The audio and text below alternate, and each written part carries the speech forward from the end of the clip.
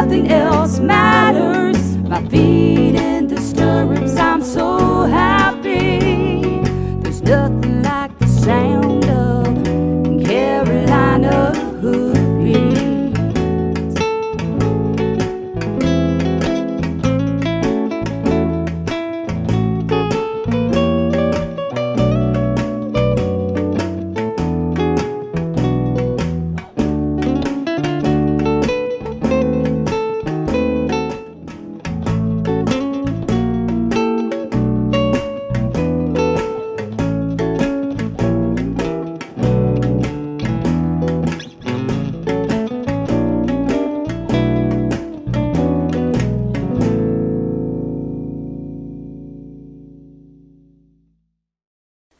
Hi, I'm Rose Cushing, host of Carolina Hoofbeats TV. From all of us at Cushing Media and my buddy Dunnett here, we'd like to thank you for watching for the past 3 years. We're very proud to be North Carolina's very first and only weekly TV show devoted entirely to the equine industry. Join us each week as we explore horse-human relationships. Dunnett and I never miss an episode, and I hope you don't either. My name is Scott Brookins, and I am the owner of Brookins Construction and MD Barn Master of the Carolinas. At MD Barn Master, we have the best warranty in the business. We have a variety of designs to choose from. Our barns are easily customizable to meet your needs. We have financing available to those who qualify. Our barns are fire resistant and they hold their value with little maintenance. Let us build your dream barn for you today.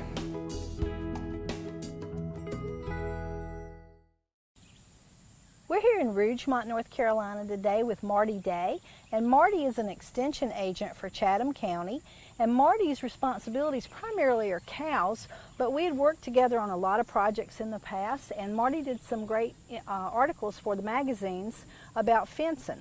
So of course I've forgotten everything that I read in the articles now, and I'm getting ready to re-fence our farm, so I came straight to the expert. So Marty, can you tell us all about the pros and cons and the different kinds, and you know, really the scoop on it? All right. Well, thanks for the vote of confidence, Rose, that I am an expert. I might be down here and you're looking for somebody up there, but I'll tell you what I know.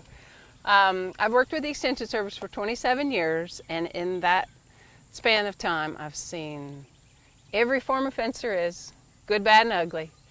I've seen the good fence turn ugly. I've seen the bad fence work. And we were really kind of on a roll a couple years ago. A good volunteer of mine and I got together and created an evaluation tool for looking at existing fence to see, was it functional, was it safe, and did it fulfill all your other criteria. So a lot of horse folks think that the board fence is gold standard, and in some situations it is. In other situations, it leaves a lot to be desired. And I'll just kind of run through some of the thought process behind this evaluation tool and how board fence came out in that whole evaluation. So we're standing in front of some board fence that's probably 8 or 10 acres of board fence. And we looked a little while to find a really healthy stretch. If you're anything like me, you love driving up through the horse country in Virginia, and there's miles and miles and miles of beautiful board fence, and it's just, it's breathtaking. You look and you say, oh, that's exactly what I want, until you realize that they have a full-time fence maintenance man behind all that beautiful stretch of fence. Right. And that's one of the real big hang-ups with board fence. You know, cost of construction, everybody understands that that's also right up there, that gold standard cost of construction. These days, depending on what kind of boards you use, how many boards you use, who puts your fence up, whether or not you're going to paint it, you're talking anywhere from probably $10 to $20 a linear foot. Right. So my pockets are not that deep. And if that was it and you were done, that might be okay. That's right, that's right. But we're talking truly, you know, not unrealistically, daily maintenance. We all know horses are just absolutely experts Are you? at finding a way to get hurt. A piece of a nail stuck out and they're going to rip their head off. So they get over the fence like this. Everything on this side of the fence is so much more interesting than everything on that side. And there are horses on this side of the fence. So they, just in their little day-to-day pecking order squabbles, can really wreak havoc on a fence. Right. So daily, you would want to at least eyeball your fence to say nothing has been broken, knocked down, torn off, what have you.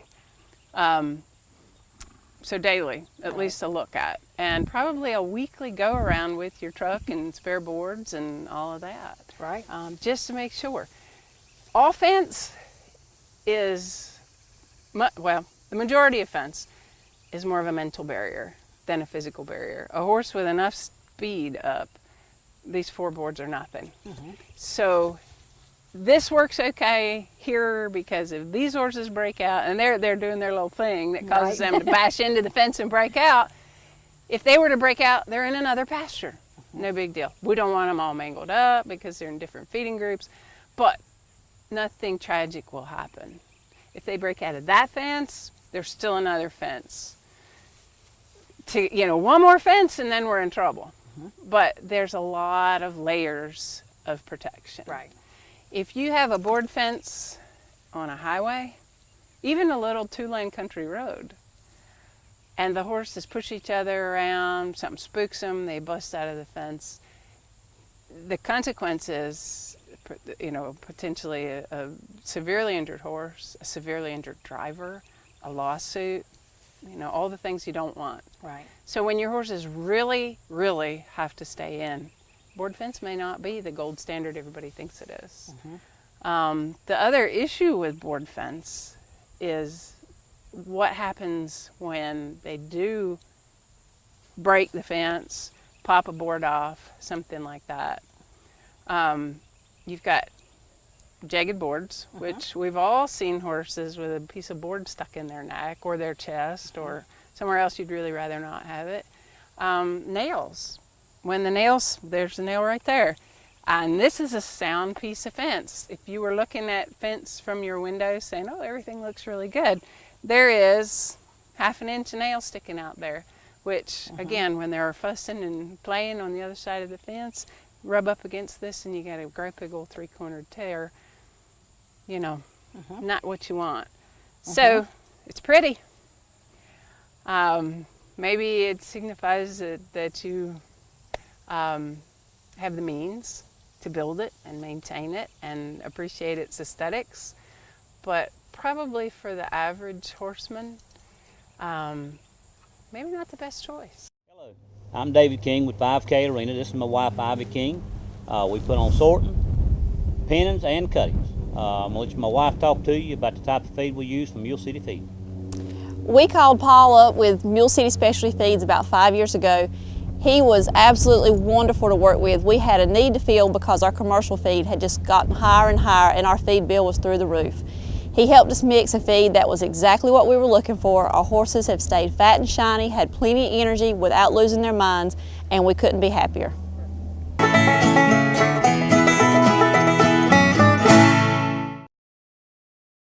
I had a stallion run through a board fence, and it was one of the biggest vet bills I ever had to get him stitched up, and I wouldn't have thought boards could cut him the way they did, but they did. Absolutely. We all have these horror stories that people tell us about wire fence, mm-hmm. and horses getting caught in wire fence.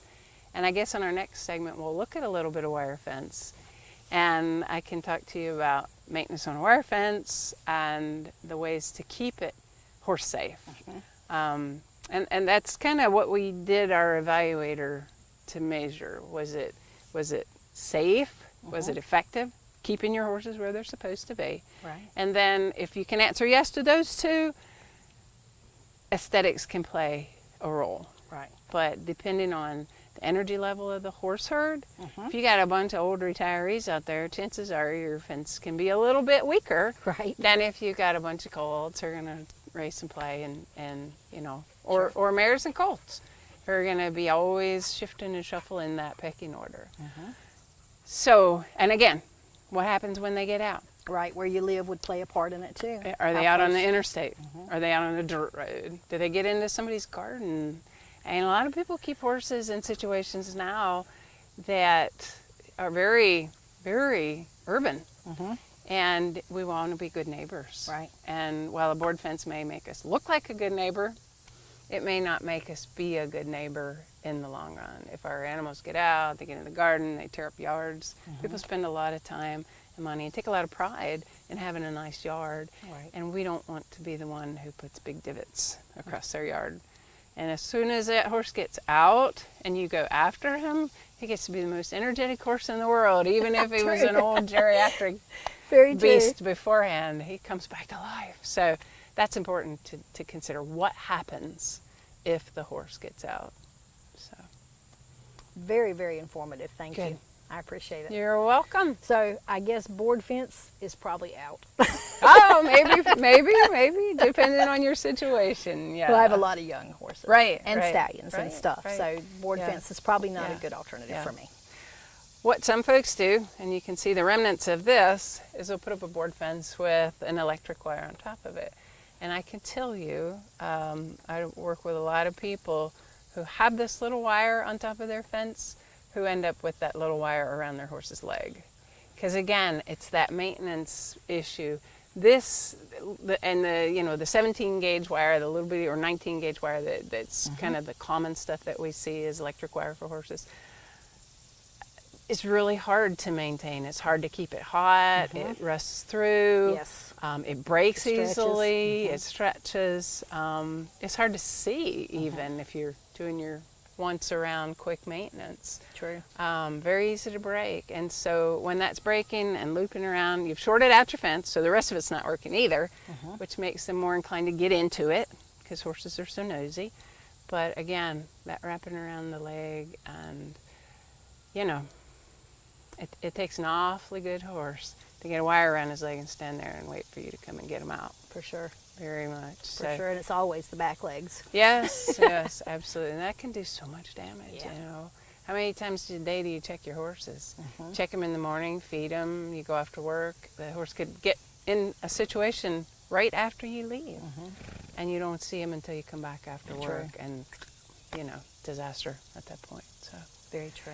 keeps them off of the fence, preserves your board, but maybe in the long run, a different choice of fence. So I see that this is a good example of what you were talking about with board fence and being maintenance. Absolutely. And sometimes it's not just simple maintenance, like bring your hammer and tack up a board that's been knocked down.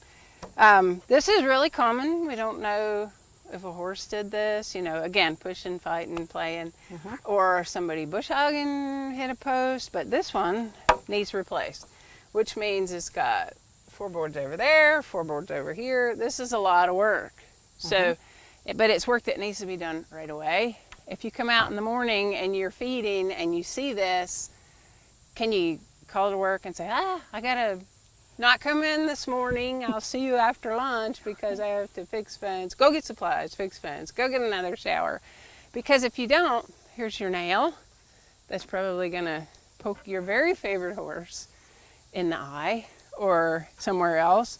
If they actually tore it down the whole way, they could step on it. A horse stepping on a nail is just about a death sentence. The potential for infection getting up in the foot, that encapsulated infection, is nearly impossible to get rid of. So, again, checking your horses in the morning and you find this, and what do you do? What do you do? That's right. It's Move a your sick day. horses, put them up in the stall, which, some people's horses appreciate stall time, but not everybody's. But this is an emergency. This isn't something that you want to say, oh, well, I'll get to that later on. Right. Yeah. Right. And this is common things that happen with the board fence. I know it is absolutely. at my house. Absolutely. All Yeah. right. So, yeah, something to watch out for sure. And again, just one of those strikes against board fence. Okay. Right. Good. Thank Very you. good. Welcome to Martin County in northeastern North Carolina, located halfway between Raleigh and the Outer Banks. Martin County's got art. Great shopping. Great churches. Great kayaking. Great business opportunities. Great food. NASCAR. Great golf. Great medical care. The Bob Martin Ag Center. Safe communities.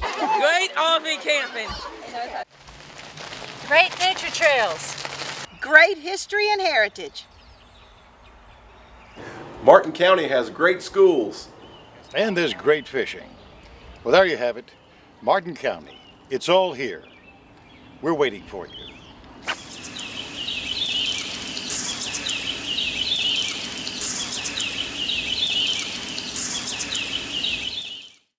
I'm with Sue Gray this morning, and she's the Executive Director of the North Carolina Horse Council.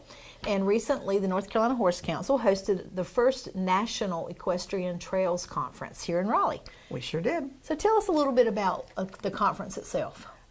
It was really a spectacular event. I mean, in the sense that being national, for one of the first times, it springs out of the Southeast Equestrian Trails Conference. And that conference really just encompassed, you know, from the East Coast and the issues that we have. This was an attempt to really bring people both east and west of the Mississippi River.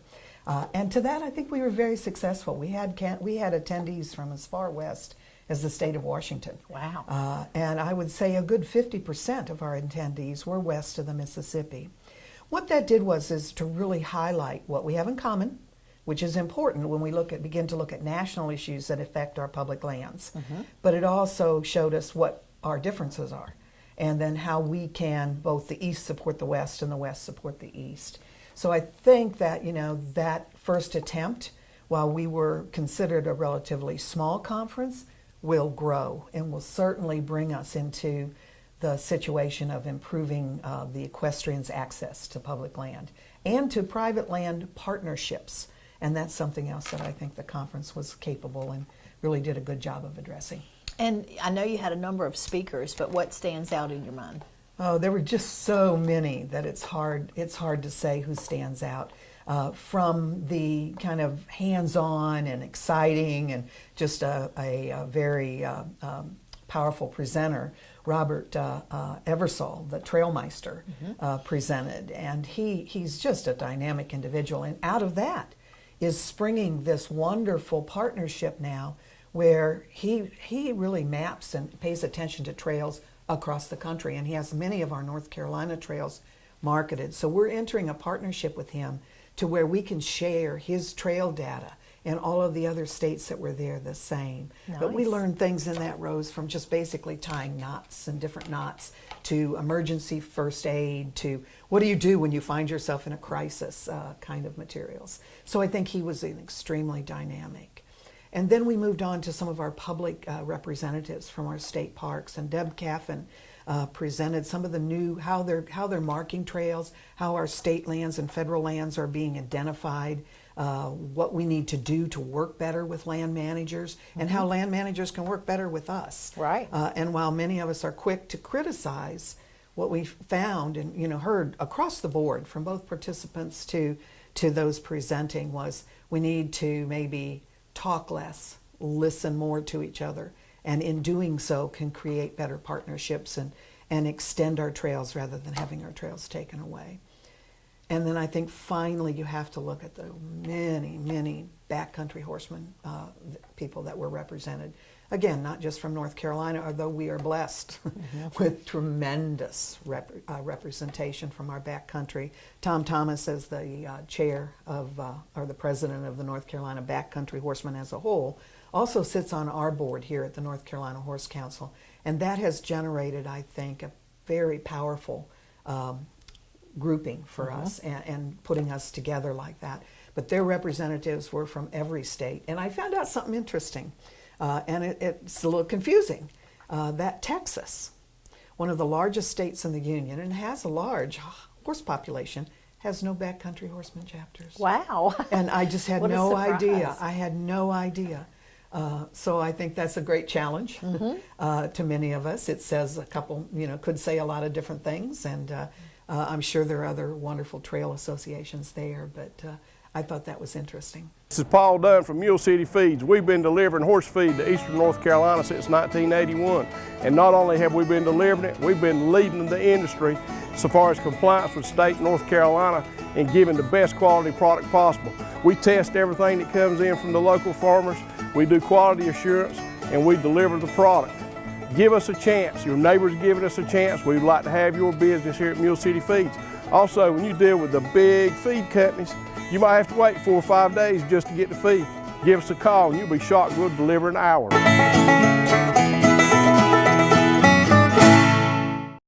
One of the speakers that stood out in my mind that I hadn't expected was the Department of Transportation. And how do they fall into helping us or harming us or whatever? Well, they don't really harm us. I mean, and that's kind of what we do need to really impress upon horse people is work together. You know, that, you know, it's better to be friends than to be enemies. Absolutely. And that we get a lot of work done that way. But Christopher Dowse with the Federal Transportation is a great ally to the horse industry. Not necessarily a horse person himself, but he likes us. And they were actually co-sponsors of the conference. Nice. So that, you know, that's something that, you know, horses travel the roads, and we continue to want to travel the roads, be they paved or unpaved. And so they were actually our major sponsor for this conference. Grant dollars are there and available for us as, again, we work together. So horses were transportation. We continue to be transportation, and I think that's going to be the key where we seem to work with our federal. Yeah, I thought that was kind of an unusual and unexpected speaker that was there.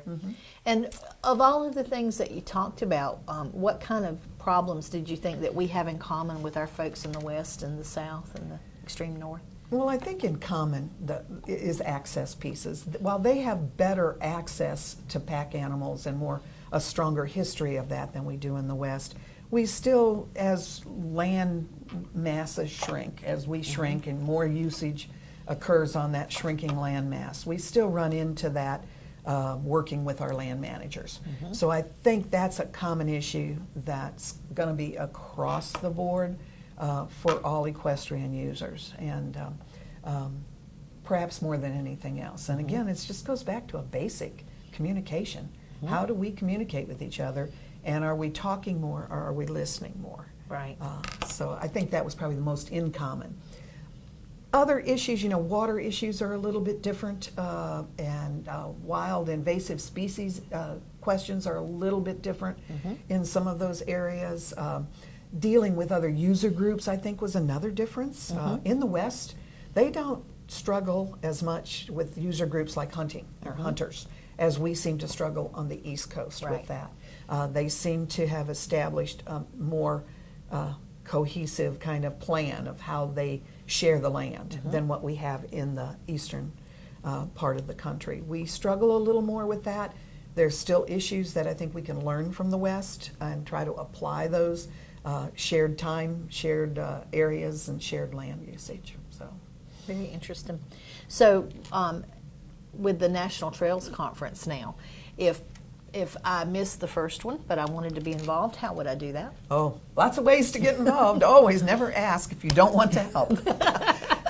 But one of the things we did at the conference was we put all of the speeches on a jump drive and made that jump drive available to all of our participants. We'll be looking at that and sharing that. And if anybody's interested in that, just contact the North Carolina Horse Council and we can share some of that material. So that's kind of an ongoing basis. You share it with your other groups. So that's one way to get involved, is share the message and go do that. If you'd like to get involved with planning the next conference, if you'll contact the North Carolina Horse Council, we'll put you in touch with the planning committee. Yvette Rollins out of Indiana is chairing that group. We do have several of our North Carolina participants who are on that board, including the North Carolina Horse Council. So if you'll get that to us, we'll certainly pass that on, and you can begin to help us, number one, identify issues, number two, spread the word, and number three, become part of the volunteer force. Very good. And will the information from the conference be available at the State Fair?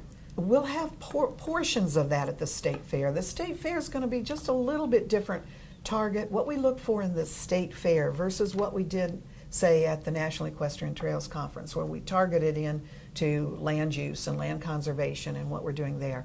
The State Fair, what we like to target into is getting people involved with the horse. You don't have to own a horse to be involved.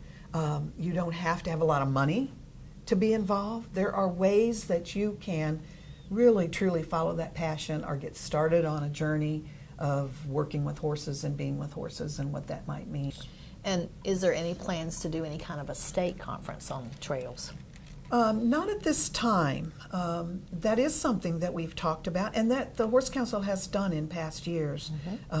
Due to the fact that the national conference was here this year, we feel like, we'd like to support that national effort, and if anybody wanted to attend that, to try to help as many people as we possibly can to get to the next conference. Right. However, we have many, many things going on dealing with our state trails. From legislative interest, we're looking at how do we maybe improve our access to public land, to maybe amending a couple of the current bills that we have that don't include horses on their land, to working with wildlife resource. We're actually doing the very first new wildlife resource trail on Mason Point. It's going to be an urban-suburban 12-mile loop trail. Wow. It's being flagged this month, and we'll hopefully have that going out. That's a new partnership for us, again, to listen more, talk less,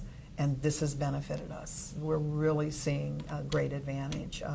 So legislatively, we'll be working on trails quite a bit through the 2017 session. And on a local level, the Horse Council has a trails committee that people could volunteer on. We do, and one of I think a hidden treasure that people don't know about is we have a trail specialist that we have on retainer with the Horse Council, Barb Osland. She is an engineer. She actually can go out and help local trail groups look at sustainability, look at trail design, look at topography of the land and lay out trails, and do it in a sustainable and appropriate manner. And we do that as a courtesy. There's no charge for Barb's services. The Horse Council takes care of that and offer her services. She is wonderful. And so that is something I think is a hidden jewel of the North Carolina Horse Council. Tremendous asset. Yes. All right, so if you'd like more information on the North Carolina Horse Council, you can just go to their website, nchorsecouncil.com, or their Facebook page, North Carolina Horse Council. If you're interested in a career working with horses, then Martin Community College is the place for you. MCC's Equine Technology program is the only one offered among North Carolina's 58 community colleges. The program is management-oriented with classes in breeding, nutrition, training, riding, equine health, and more. Graduates can leave MCC prepared to work in recreational and racing barns, breed to discipline-oriented farms, or assistant farm management. For more information, contact Martin Community College today.